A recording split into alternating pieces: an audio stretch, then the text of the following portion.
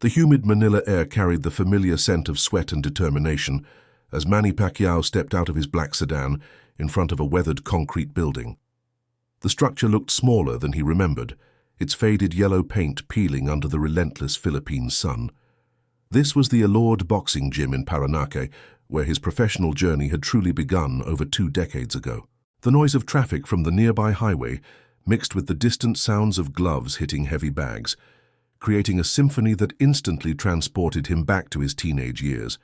Pacquiao's bodyguards flanked him as he approached the entrance, but he gestured for them to maintain their distance. He wanted to experience this moment without the usual fanfare that accompanied his public appearances. The wooden door creaked as he pushed it open, releasing a wave of nostalgia that hit him harder than any opponent ever had. The familiar smell of leather, liniment, and old canvas filled his nostrils, triggering memories of countless hours spent training in this very space when he was just another hungry fighter with impossible dreams. Inside, the gym buzzed with activity as young boxers moved through their routines. Most were too focused on their training to notice the legendary figure who had just entered their world. The old ring stood in the center, its ropes slightly frayed but still sturdy, surrounded by heavy bags that swayed gently from recent use. Fluorescent lights flickered overhead, casting uneven shadows across the concrete floor that bore the scuff marks of thousands of training sessions. The sound of rapid punching combinations echoed through the space as Pacquiao watched a group of teenagers work on their technique. Their movements were raw but passionate, reminding him of his own desperate hunger during those early days. He could see in their eyes the same fire that had once burned within him, the desire to escape poverty through the sweet science of boxing. Each punch they threw carried the weight of their families, hopes and their own dreams of a better life. As he stood there observing, Pacquiao felt a profound sense of gratitude wash over him. This humble gym, with its cracked walls and basic equipment, had been the launching pad for a career that would take him to the pinnacle of boxing greatness. The contrast between his current status and these modest beginnings seemed almost surreal, yet it grounded him in a way that luxury and fame never could. An elderly man approached from the corner of the gym, his weathered face breaking into a smile of recognition. It was Manong Crisanto, the gym's longtime caretaker who had been there since Pacquiao's amateur days. His hair had turned completely gray, and his once strong frame now moved with the careful deliberation of advanced age. Despite the years that had passed, his eyes still held the sharp intelligence that had helped guide countless young fighters through their formative training periods. Manong Crisanto's hands trembled slightly as he extended them in greeting, overcome with emotion at seeing his former protégé return. He had watched Pacquiao transform from a scrawny teenager who could barely afford proper boxing gear into the most successful fighter in Philippine history. The old caretaker remembered the days when Pacquiao would arrive at the gym with worn-out shoes and borrowed gloves, his stomach often empty but his determination unwavering. The two men embraced briefly, both understanding the significance of this reunion without needing words. Manong Crisanto had been more than just a gym employee during those early years. He had been a father figure, Pacquiao's mentor, and sometimes the only person who believed in Pacquiao's potential when others dismissed him as just another poor kid with big dreams. His guidance had extended beyond boxing techniques to life lessons that had shaped the champion's character. As they stood together, Pacquiao noticed how the gym had remained largely unchanged despite his global success. The same motivational posters hung on the walls, albeit more faded now, and the equipment bore the patina of decades of use. This continuity felt both comforting and humbling, serving as a reminder that greatness often emerges from the most ordinary circumstances through extraordinary dedication and the support of unsung heroes. The current generation of boxers began to take notice of the visitor, whispers spreading through the gym as they recognized the legendary figure in their midst. However, Pacquiao's attention remained focused on Manong Crisanto, whose presence seemed to bridge the gap between his past and present, reminding him of the values and work ethic that had carried him through every challenge in his remarkable career. Manong Crisanto led Pacquiao toward the back of the gym, past the area where current fighters continued their training routines. The older man's pace was measured and deliberate, as if he were savoring every moment of this unexpected reunion. Along the way, he pointed out various corners and equipment pieces that held special significance from Pacquiao's early training days, each location triggering a flood of memories that seemed to make the years dissolve away. They paused near the speedbag platform, where Pacquiao had spent countless hours developing the hand-eye coordination that would later become legendary. The rhythmic sound of current trainees working the bags created a hypnotic backdrop to their conversation. Manny Pacquiao's eyes sparkled with pride as he recounted stories of the young Pacquiao's dedication, how he would arrive before dawn and leave well after sunset, always pushing himself beyond what seemed humanly possible for someone his age and size. The weight area, though modest by modern standards, held particular significance for both men. It was here that Pacquiao had built the foundation of strength that would allow him to compete effectively against much larger opponents throughout his career. The barbells and dumbbells, though showing their age, had been the tools that helped transform a naturally gifted but physically limited teenager into a world-class athlete capable of generating tremendous power despite his relatively small frame. Near the ring, Manny Pacquiao gestured toward a corner where a small shrine to boxing champions had been maintained over the years. Pacquiao's early amateur photos were displayed alongside other gym alumni who had achieved professional success, though none had reached the heights that he eventually would. Seeing his younger self in those faded photographs brought a wave of emotion that caught him off guard. The contrast between that hopeful teenager and his current status as a global icon almost overwhelming. The conversation between the two men flowed naturally as they moved through the gym, with Manny Pacquiao sharing updates about former training partners and coaches who had been part of Pacquiao's early development. Many had moved on to different careers, some had passed away, but all had played a role in shaping the champion who stood before him now. Each story served as a reminder of the collaborative effort required to develop a world-class athlete, contradicting the myth of the self-made champion. As their tour continued, Manny Pacquiao suggested they visit the old locker room where Pacquiao used to change before and after training sessions. The space was located behind the main gym area, accessed through a narrow corridor that had seen better days.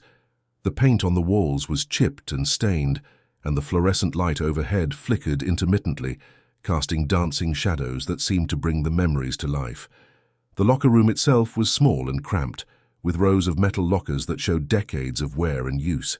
Most were secured with simple padlocks, protecting the meager possessions of current gym members.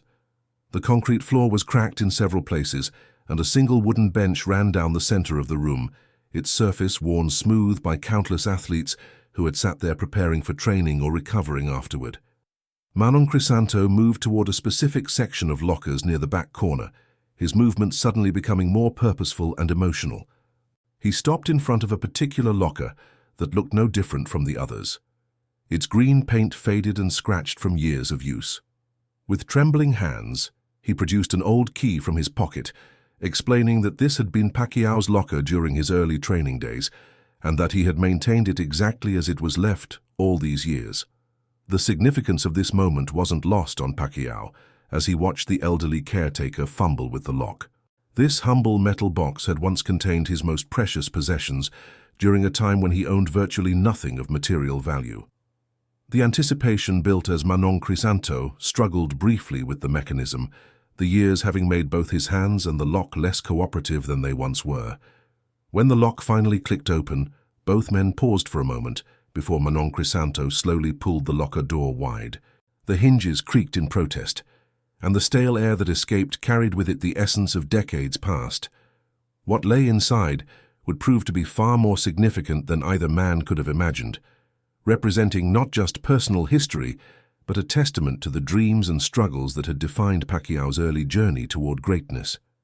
Inside the narrow locker, Pacquiao's eyes fell upon items that seemed frozen in time, preserved like artifacts from his youth. A pair of worn boxing gloves hung from a hook, their leather cracked and discolored from countless training sessions. These gloves had absorbed the sweat and dreams of a teenager who refused to accept the limitations that poverty seemed to impose on his future. The sight of them brought back visceral memories of the burning sensation in his hands after particularly intense training sessions. On the bottom of the locker lay a faded photograph of his family, taken during better times, when his father was still present in their lives.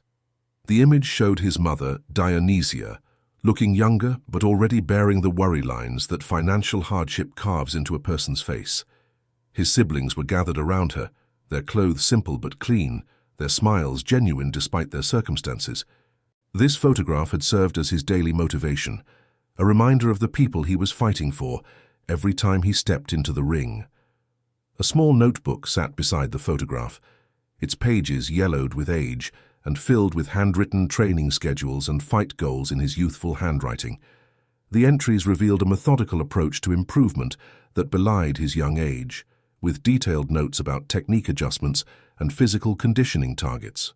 Some pages contained calculations of potential prize money and how it would be distributed to help his family, showing that even his earliest dreams were rooted in generosity and responsibility to others. Wrapped in a piece of cloth was a wooden rosary that his mother had given him before one of his first amateur fights. The beads were worn smooth from handling, evidence of the countless prayers he had whispered in this very locker room before facing opponents who seemed larger and more experienced. This simple religious artifact had been his source of spiritual strength during moments when his physical preparation felt insufficient for the challenges ahead. At the very back of the locker, almost hidden from view, was a small envelope containing the prize money from his first professional victory. The bills were carefully folded and had never been spent, representing a symbolic bridge between his past struggles and future success. Manny Pacquiao explained that Pacquiao had asked him to keep this money safe as a reminder of where he came from, never imagining that it would remain untouched for over 2 decades. Pacquiao reached into the locker with reverent hands, his fingers tracing over each item, as if trying to reconnect with the young man he had once been. The texture of the old boxing gloves triggered a flood of sensory memories, the sound of leather against canvas, the sting of sweat in his eyes, and the burning sensation in his lungs during grueling training sessions. These simple objects held more emotional weight than any of the championship belts or trophies that now adorned his mansion. The photograph of his family seemed to pulse with significance as he held it up to the flickering light. He could almost hear his mother's voice encouraging him to train harder, to never give up on his dreams despite the overwhelming odds against success. The image reminded him of the nights when he would return home exhausted from training, only to find his family eating rice with salt because there was no money for proper food. Those memories of shared hardship had forged an unbreakable bond that fame and fortune had never weakened. Opening the small notebook revealed page after page of his younger self's handwriting, each entry a testament to his unwavering belief in his potential. The goals he had written seemed impossibly ambitious at the time: winning world championships, fighting in major venues, earning enough money to buy his mother a house. Reading these entries now, after having achieved far more than he had ever dared to dream, created a profound sense of gratitude mixed with melancholy for the innocence and hunger of his youth. The wooden rosary felt familiar in his palm, its weight and texture unchanged by the passage of time. He remembered clutching these same beads before his first professional fight, terrified but determined to prove himself worthy of the opportunity. The prayers he had whispered in this locker room had been simple but heartfelt, asking not for guaranteed victory, but for the strength to give his best effort and the wisdom to honor his family regardless of the outcome. As he examined the carefully preserved prize money, Pacquiao felt a wave of emotion that threatened to overwhelm him. This small sum, which had seemed like a fortune to his teenage self, now represented something far more valuable than its monetary worth. It was tangible proof of his journey from desperation to success, a reminder that every champion begins as someone who simply refuses to accept defeat as final. Manny Pacquiao stood quietly beside Pacquiao, his weathered face reflecting a mixture of pride and deep satisfaction. For over 20 years, he had faithfully maintained this shrine to Pacquiao's humble beginnings, never knowing if the champion would ever return to witness his dedication. The old caretaker had cleaned the locker regularly, protected its contents from humidity and time, and kept the key safe through countless changes in gym management and ownership. During the lean years when the gym struggled financially, Manny Pacquiao had worked extra hours without pay to keep the facility running. His motivation wasn't purely professional, he felt a personal responsibility to preserve the place where greatness had been forged. He had turned down higher-paying opportunities elsewhere, believing that his purpose was tied to this sacred space where dreams had been transformed into reality through sheer determination and unwavering faith. The elderly man began to share stories of the sacrifices he had witnessed during Pacquiao's early years. He recalled times when the young fighter would train despite having no money for transportation home, sleeping in the gym rather than burden his family with taxi fare. These were lessons in humility and dedication that had shaped not just a champion boxer, but a man of character, who would never forget the value of sacrifice and the importance of helping others achieve their dreams. As Pacquiao listened to these revelations, he began to understand the true depth of the support system that had made his success possible.